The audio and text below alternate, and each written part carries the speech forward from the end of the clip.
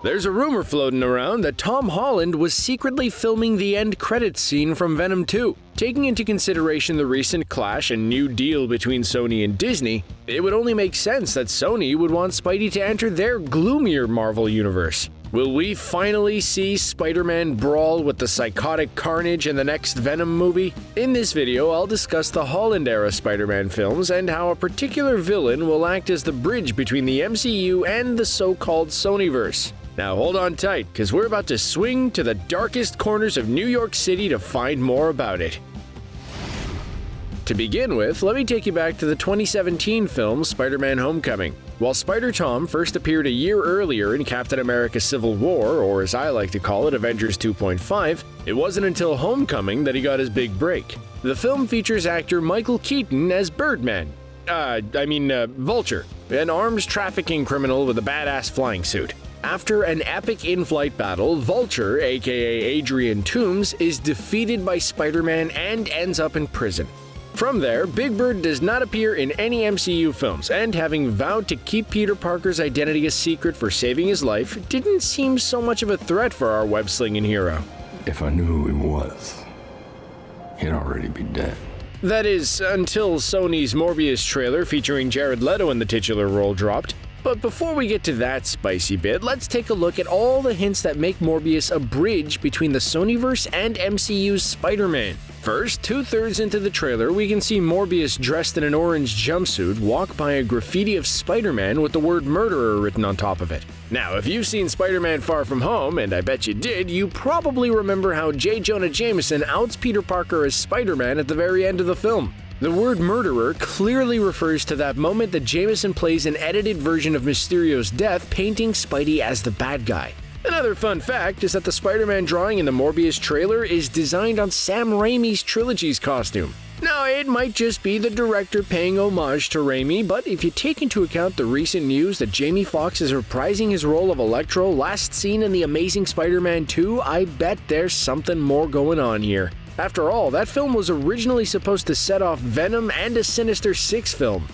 For now, we can only dream about the introduction of the Spider-Verse, and like Eddie Brock would say, there's no such thing as can't. Alright, let's go back to the Morbius trailer and fast forward until the very last scene. Morbius comes out of the shadows hiding half of his face under a hood, and who do we have here waiting for him? Michael Keaton, feeling very Bugs Bunny. For now, his character remains unnamed. But come on, who do they take us for? Keaton as Vulture is wearing the exact same white jumpsuit and gray shirt underneath he wore in prison the last time we saw him in Homecoming. Could it be any more obvious? So basically, Morbius will set up a chain of events when it's hopefully released in March of 2021, which will lead to Venom Let There Be Carnage in June 2021, to finally all come together nicely in December 2021 as Spider-Man 3 is released. But how exactly would Eddie Brock, Dr. Michael Morbius, and Peter Parker's story tie in? Well, so far Spider-Man's story has been served in a rather light tone.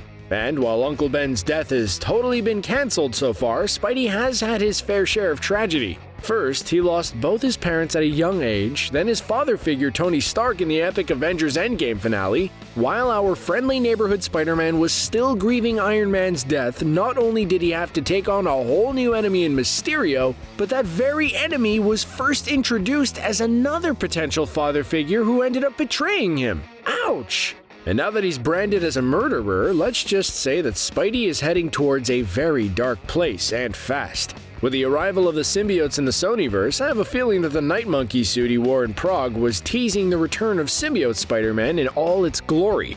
Whether or not Tom Holland can rival Tobey Maguire's sexy dance moves is yet to be seen. That being said, I have a feeling Venom won't be able to kick Carnage's butt as easily as he did Riot's. Which is exactly where Spider-Man comes in and teams up with the symbiote for a rematch with Vulture while fighting Electro and Carnage. Talk about an unfair fight! Spidey going dark would be the perfect moment to introduce Uncle Ben, which could give us more clues into what really happened to Peter's parents. Imagine Uncle Ben coming in to save the day and for once in his life not actually dying. That kinda sounds weird, but I think you get my drift. Wouldn't it be a perfect and touching moment? Not only would it answer the question, where the heck is Uncle Ben, but also would serve as an emotional and grand scene where Peter sheds off both the symbiote and his past trauma, becoming the hero we need. This would set him up as the future leader of the Avengers as the MCU enters a whole new era. Well, if Sony and Disney can stop fighting, that is. You guys seem to have a lot to say about our Tobey Maguire will be Uncle Ben video. If Spidey goes dark, what do you think will be Ben's role in all this? I'm itching to hear all about your ideas on this one. Leave us your comments below and let's talk again soon.